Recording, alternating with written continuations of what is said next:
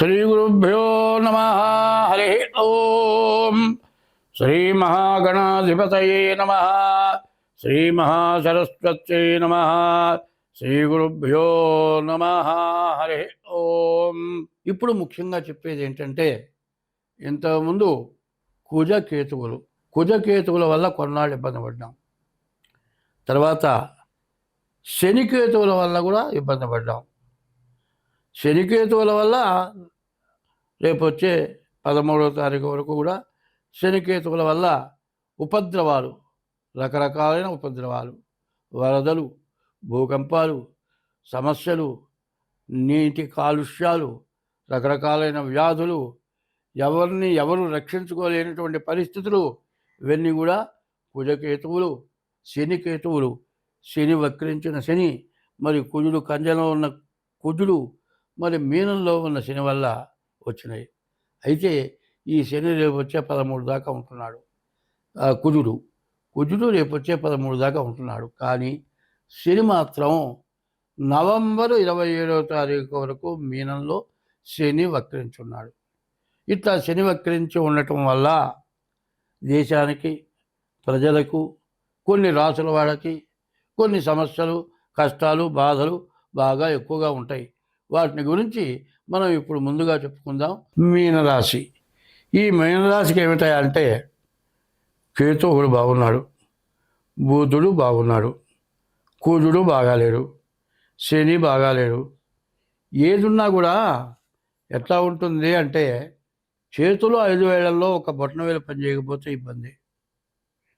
మరి ఆకలి బాగా ఉందండి, పళ్ళు ఊడిపోవటం కాకుండా చిగురు వాచిపోయింది. మంచినీళ్ళు లోపల పోతే ప్రాణం పోతుంది, ఆకలి అవుతుంది, తినకపోతే బతకలేవు. అది తగ్గే లోపల ఆహారం పోదు. వేలు దెబ్బ తగిలింది, వేలు వంగదు, అన్నం కలిపి ముద్ద నోట్లో పెట్టుకోలేవు. కాల్లో ముళ్ళు గుచ్చుకుంది, నడవలేవు. ఇవన్నీ ఎన్ని బాధలో చెప్పండి. ఈ బాధలు కొద్దివే. కాల్లో ముళ్ళు గుచ్చుకుంది, ముళ్ళు తీశావు, ఆ ముళ్ళు చివర సన్నటి నలక లాంటిది, అదే విషం. ఆ విషం వల్ల కాలు కూడా తీసేసిన వాళ్ళు ఉన్నారు. ఇటువంటి సమస్యలన్నీ కూడా గ్రహాలు బాగున్నప్పుడు, గ్రహస్థితి బాగాలేనప్పుడే వస్తాయి. శని కుజులు సమసప్తకం. శని 2000 నవంబర్ 27 వరకు శని వక్రించున్నాడు. శని మారే వరకు కూడా చాలా కష్టం. ఈ మీనరాశి వారికి ఏలినాటి జరుగుతుంది. అర్ధాష్టమంలో గురువు ఉన్నాడు, మరి అష్టమంలో కుజుడు రాబోతూ ఉన్నాడు. ఈ బాధ, ఈ మీనరాశి వాళ్ళ బాధ చెప్పటానికి వీల్లేదు. మరి అంగట్లో అన్నీ ఉన్నాయి, అల్లు నోట్లో శని ఉందిట, అన్నీ బాగున్నాయండి. ఉప్పు మాత్రం లేదు, కడుపులోకి పోదు. కాదండి, అన్నీ ఉన్నాయి, అన్నం పెడితే తినరా అంటే, కాదు, మా ఇంట్లో మా వాళ్ళు వంట చేస్తోంది, అర్జెంటుగా రమ్మంది, నేను వెళ్ళాలి, ఇక్కడ తిన్నా అక్కడ పోయి తింటానంటాడు. వీడు వెళ్ళేప్పటికీ ఆమె కాలుకి ఏదో దెబ్బ తగిలింది, మంచంలో పడుకుంది, వంట లేదు, నువ్వు హోటల్ నుంచి తెప్పించుకొని తినాలి. హోటల్కి పంపిస్తే హోటళ్ళు బంద్, ఆహారం లేదు.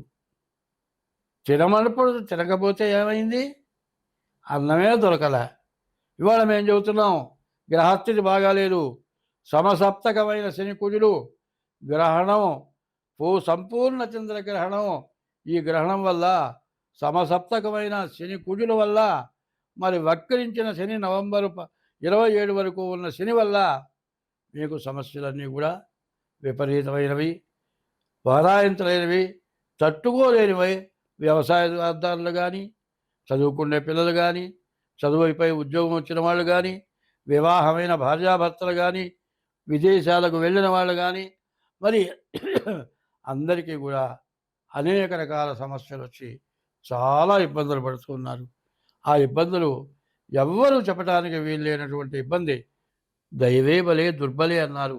దైవ బలం కోసమని వ్యవసాయదారుడు, చదువుకునే పిల్లవాడు, ఉద్యోగం వచ్చినవాడు, వివాహమైన కొత్త దంపతులు, గర్భవతి అయినటువంటి స్త్రీ, విదేశాల్లో ఉద్యోగస్తులు, వ్యవసాయదారులు, కూలి పనిచేసేవాళ్ళు అందరూ కూడా అన్ని కష్టాలు పడి తన కోసం తన భార్య కోసం, తన పిల్లల కోసం కష్టపడుతూ ఉన్న వాళ్ళకి ఇటువంటి దుష్ట సమయాల్లో మనకు ఎటువంటి ఇబ్బంది లేకుండా మనం బాగుండాలి అనేటట్లయితే దైవాన్ని నమ్ముకోవాలి.